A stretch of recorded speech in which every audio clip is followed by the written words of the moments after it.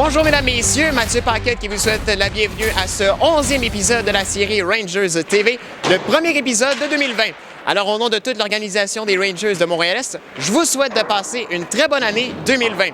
Et pour entamer l'année, les Rangers accueillaient dimanche après-midi les Shamrocks du West Island pour la première fois de la saison. Voici donc le sommaire du match.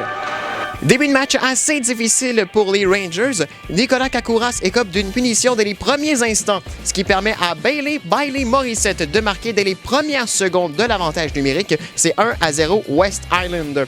Les Rangers ont l'occasion de répliquer quelques minutes plus tard alors qu'ils profitent d'un avantage numérique de 5 contre 3. Justin Boulet saisit le retour d'un lancer de David Fontaine et marque. Il crée l'égalité, c'est 1-1. Et quelques secondes après l'expiration de la deuxième pénalité, Victor Gaudreau fait dévier un tir de la pointe de Jonathan Lépine. Il marque ainsi son premier but avec les Rangers. C'est 2-1 Rangers après 20 minutes de jeu. En milieu de deuxième période, Jason Frias-Perron décoche un tir assez étrange, mais qui trompe la vigilance du gardien des Shamrocks. C'est 3-1 Montréal-Est. Avec 7 minutes à faire en deuxième, Jonathan Lépine passe à Nicolas Rano. Rano s'échappe et y va d'un tir. La rondelle franchit tout juste la ligne rouge. C'est 4-1 Rangers. Et en fin de période, les Rangers profitent d'un avantage numérique de 4 minutes. Justin Boulet décoche un tir qui frappe le poteau, mais la rondelle entre tout de même dans le filet. C'est 5-1.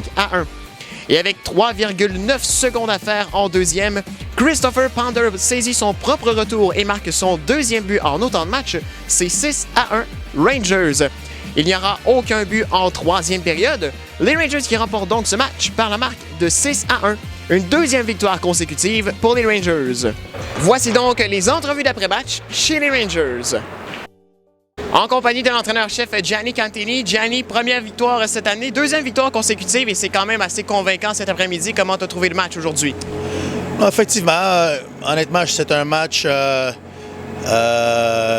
qu'on s'attendait dans le sens que par rapport à après la pause des fêtes, c'était pas parfait, mais on a trouvé une façon, puis c'est ça l'important pour ce soir.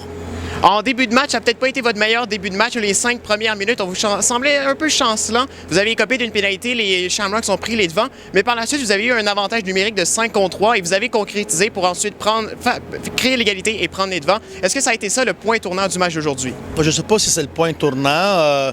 Je sais que c'est sûr que, comme j'ai dit, le début de match n'était pas comme on aurait voulu, mais c'est sûr que quand tu ne joues pas pendant une quinzaine de jours et tu ne pratiques pas souvent, c'est des choses qui vont arriver, puis c'est normal aussi. Mais non, ils ont capitalisé sur leur avantage numérique au début de la game et nous, on a fait la même chose par la suite. Je te dirais, le point tournant du match, vraiment, c'était au début de la deuxième période où là, j'ai trouvé que vraiment, on courait après eux et on a une première chance de marquer et le troisième but nous a vraiment donné des ailes par rapport à ça. Donc là, ça a été un bon match cet après-midi. Votre prochain match, ça va être un autre match important, c'est contre Gatineau. C'est une équipe qui est très importante pour vous parce que c'est un rival direct au niveau du classement. Comment tu entrevois ce match-là? Effectivement, regarde, là, il en reste 17 matchs avant la fin de la saison et je te disais, tous les matchs sont importants par rapport à notre positionnement. Alors, on va avoir une bonne pratique mardi, on va faire nos devoirs et on va se préparer en conséquence pour eux jeudi à Gatineau. En compagnie du défenseur Jonathan Lépine. Jonathan, cet après-midi, 2 mentions d'aide de ton côté. Est-ce que ça fait du bien de pouvoir participer offensivement au succès de ton équipe aujourd'hui? Oui, ça fait du bien. C'est le fun de faire les points et puis aider mon équipe offensivement. C'est sûr que j'ai un rôle défensif dans l'équipe, mais c'est le fun de contribuer à l'attaque aussi. Belle victoire, justement, offensive aujourd'hui. 6 buts de votre côté. Comment tu as trouvé le match en général cet après-midi? C'était un bon match. On a eu des hauts, on a eu des bas. C'est la première game de l'année. On a eu un gros break à Noël. Puis les gars étaient rouillés un peu, mais on s'en est sortis. Puis on a joué, je pense, dans l'ensemble, c'était une bonne game. Donc là, comment on entrevoit le prochain match à Gatineau jeudi soir? Ça va être un match important là, du côté du classement. Oui, c'est un match important pour nous dans le classement. Si on gagne, on se rapproche de plus en plus de Gatineau, puis une place de faire les séries. Puis notre objectif, c'est vraiment ça, faire les séries. Puis c'est ça qu'on veut.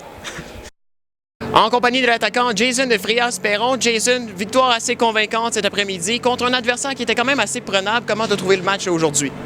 Au début de la game, on a essayé de reprendre de l'année passée. Ça allait mollo, mais après ça, on s'est repris. Puis on a marqué 2 gros buts en powerplay, puis ça nous a aidé à tout le long de la game. Là, on prend un match à la fois. On se concentre sur la prochaine game maintenant. On oublie celle-là, on se concentre sur la prochaine. Alors, après la victoire de dimanche après-midi, les Rangers iront sur la route ce jeudi soir, alors qu'ils se rendront du côté de Gatineau pour y affronter les Flames. Ce sera un match très important pour les Rangers, puisque les Flames sont un rival direct au classement général si les Rangers veulent espérer participer aux séries éliminatoires.